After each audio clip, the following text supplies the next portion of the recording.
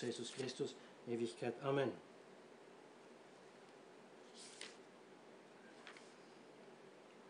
Au nom du Père, du Fils, du Saint-Esprit, ainsi soit-il. Bien chers fidèles, le passage de l'épître de Saint Paul aujourd'hui aux Galates, comme la guérison de ces 10 lépreux et le retour d'un seul pour remercier, ont bien pour objet combien la foi vive en Jésus-Christ est nécessaire non seulement pour entrer en possession ou par maintenir en possession ce qui nous appartient, non seulement la maison, mais même notre nation, non seulement pour être guéri de toutes sortes de maladies, si Dieu le veut, mais surtout, comme nous fait noter saint Augustin aujourd'hui, les lépreux ne sont pas guéris. Ils sont mondati, ils sont purifiés. Bien sûr, biologiquement, ils étaient guéris. Ils avaient la peau renouvelée dans un instant comme celle d'un nouveau-né. Mais nous fait remarquer saint Augustin qu'on ne parle pas de guérison. Et puis lorsque il hurle, il adresse la parole à Jésus-Christ, Maître. Donc, conclut saint Augustin, ceci suffit pour conclure que la lèpre est le symbole de l'ignorance. L'ignorance est le mélange entre l'erreur et la vérité. Exactement comme se montre cette maladie avec les taches, n'est-ce pas? Une petite tache de peau saine avec une autre tache de peau qui est en train de se consumer. Eh bien, l'ignorance, l'erreur, c'est ça. C'est le mélange de la vérité avec l'erreur. Et ces lépreux sont sages, savent qu'ils ont la lèpre. Ils doivent se tenir distants, n'est-ce pas? Et ils hurlent. Eh bien, disons-le tout de suite, comme les Galates qui sont repris par saint Paul, parce que au lieu de croire vivement en Jésus-Christ, qui était l'objet des promesses faites à Abraham, à Isaac, à Jacob, au lieu de croire vivement en Jésus-Christ, pour lequel la loi était faite afin de mettre en relief davantage combien nous avons besoin de Jésus-Christ. Et bien comme saint Paul reprend les Galates, qu'au lieu de continuer à croire vivement en Jésus-Christ et de vivre de cette foi en Jésus-Christ, ils se font tromper par des faux docteurs qui veulent les ramener pratiquement à la synagogue, même s'ils professent de croire en Jésus-Christ. Alors, nous nous demandons, sommes-nous pas peut-être les lépreux? Mais je dirais même pire, non seulement des 9 lépreux qui ne sont pas allés remercier de Jésus-Christ, mais de tous les 10 ensemble. Pourquoi? Par la simple raison que ces lépreux connaissaient leur maladie et désiraient être libérés de cette maladie. Ils savaient d'être dans l'ignorance. Ils savaient d'avoir un esprit qui est mélangé de beaucoup d'erreurs. Et ils hurlent vers Jésus-Christ. Purifie-nous. Illume-nous de votre vérité. Il faut confesser que nous, plutôt comme le pharisien dans le temple, qui se vante d'avoir prié 3 chapelets, les litanies, la lecture, ceci, cela, nous sommes plutôt des lépreux qui ne savent même pas d'être ignorants. Parce que la complaisance d'être le bon traditionnaliste, de faire tout ce que nous faisons, paradoxalement nous aveugle. La preuve au contraire que c'est ainsi, c'est que lorsqu'il s'agit de résoudre les problèmes de la question de l'Église, des sacrements, de l'autorité dans l'Église, mais aussi les problèmes de la vie quotidienne, économique, n'est-ce pas, aussi sociale, politique, oh voilà que Jésus-Christ, tout d'un coup, est absent. Pourquoi est-il absent? Parce que je ne demande pas la foi en Jésus-Christ. Lorsque je vais à Rome, au Vatican, à demander, s'il vous plaît, faites-moi un papier que je suis catholique, faites-moi un autre papier que je peux célébrer la messe où je veux, faites-moi un autre papier que je fais les séminaires comme je veux. Moi, je dis rien, tu es un apostat, tu adores les idoles, tu portes la Pachamama sur ton épaule, ne te préoccupe pas, moi je dis rien, calme. L'important c'est que j'obtiens ce que je veux. Et Jésus-Christ dans tout cela, où est-il? Ah oui, mais c'est son Église. C'est son Église. L'Église de Jésus-Christ, où on adore les idoles, où on permet un rite célébré par des ministres qui n'ont même plus le pouvoir de changer le pain dans le corps et le vin dans le sang. Ce serait ça, l'Église du Christ. Comment est-ce possible de concevoir une chose? Si dans la pratique, si dans les faits,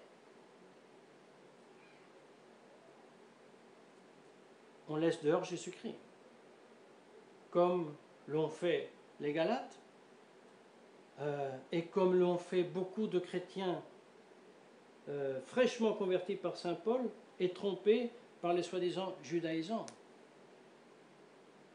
Mais mes chers frères, c'est la même chose pour nous. Nous le répétons très souvent.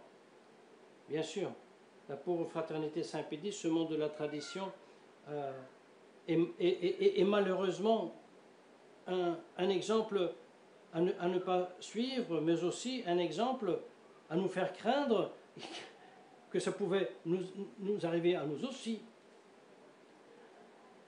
Conclusion pratique, dans ces temps que nous vivons, comme aujourd'hui par exemple en Italie, alors il y aura les élections très, très bizarres d'ailleurs de tout point de vue, même de la façon où c'est institué, eh bien, ne nous cassons pas trop la tête, et surtout avec notre cœur, avec notre esprit, n'espérons pas de trouver des solutions, une situation meilleure dans ces moyens qui sont dans leur source, dans leur origine antichrétienne. Je ne veux pas dire qu'il ne faut pas aller voter, tout cela c'est une question à évaluer, n'est-ce pas? La politique c'est l'art du possible, mais l'esprit ne doit pas être là. Notre esprit doit se nourrir de notre Seigneur Jésus-Christ.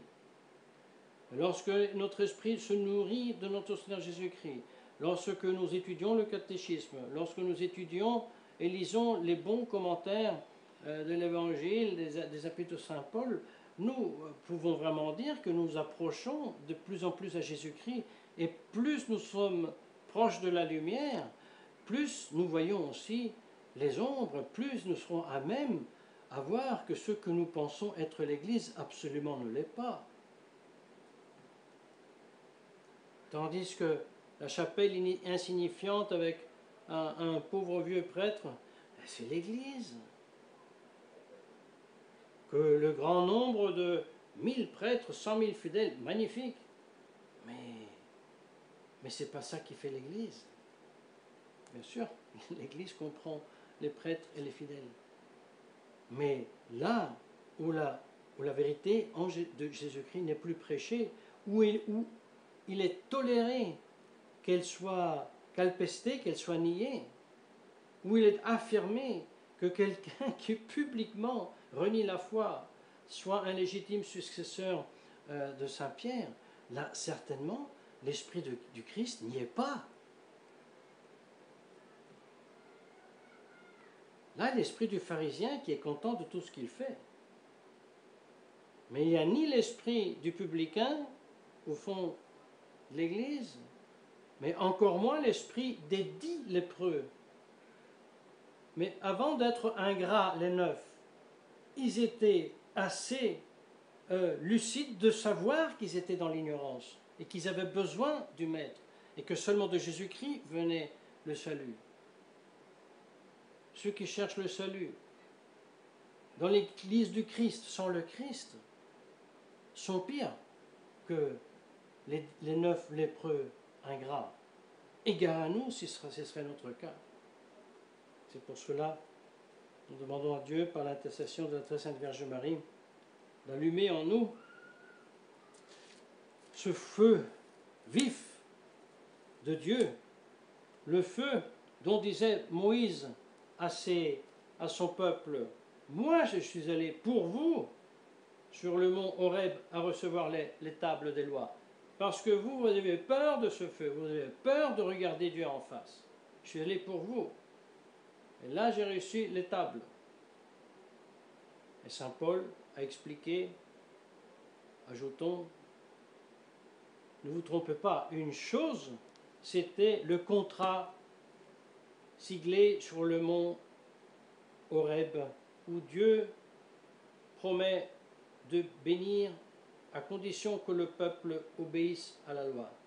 Mais dit saint Paul, Jésus-Christ c'est autre chose. C'est pas ça Jésus-Christ. Jésus-Christ c'est beaucoup plus. C'est la promesse faite à Abraham, Isaac, Jacob, promesse répétée bien 6 fois, promesse toujours plus amplifiée, promesse qui est appelée par Dieu lui-même un jurement, promesse qui est siglée même dans le sang du propre Fils, promesse qui n'est pas faite entre 2 parties, mais unilatéralement de la part de Dieu vers l'humanité pécheresse. Et donc, la loi, dit saint Paul, était en fonction de ce don gratuit de Dieu. Et vous, Galates, au lieu de prendre Jésus-Christ, vous prenez la loi qui ne sert plus à rien. Vous, traditionalistes, vous laissez Jésus-Christ à côté pour avoir un rite vidé de valides ministres qui puissent le célébrer et administrer les sacrements.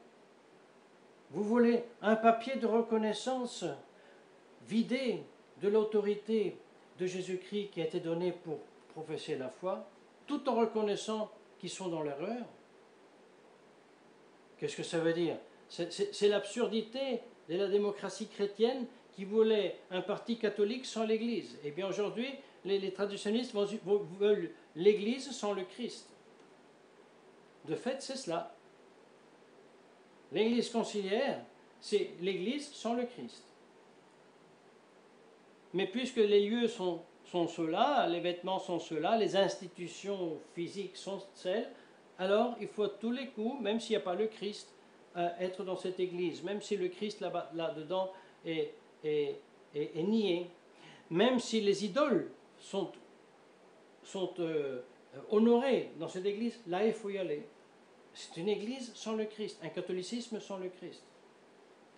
C'est absurde, mes chers fidèles, c'est absurde. Mais cette absurdité, malheureusement, toute âme qui ne cherche pas avec un cœur pur et sincère, avec zèle Dieu, risque d'y tomber.